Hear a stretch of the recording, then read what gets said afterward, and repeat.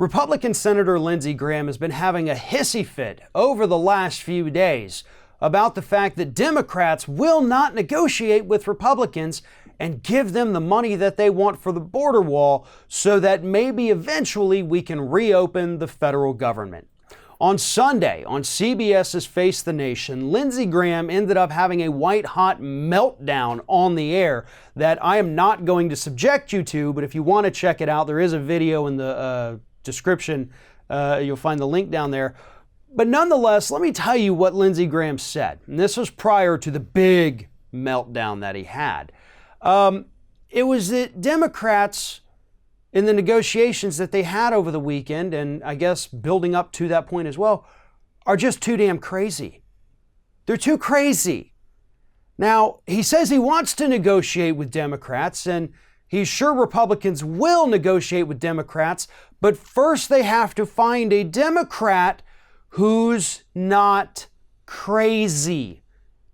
Those are the words that came out of Lindsey Graham's mouth. We're going to find a Democrat who's not crazy. Now, Lindsey, I know you love the idea of a border wall. Hell, I think actually during the Republican debates before the primaries even began in 2016, I think you might have been the one to actually introduce the idea of a wall before Donald Trump did. This is something you've actually built part of your career on long before Trump's political ambitions even existed. So I know this issue is near and dear to you. Unfortunately, it's not near and dear to the majority of people in the United States. Republicans ran on the wall in the midterms and you guys got crushed. Look at polling data right now. Majority of people in this country would rather see that $5 billion spent on quite literally anything other than a wall.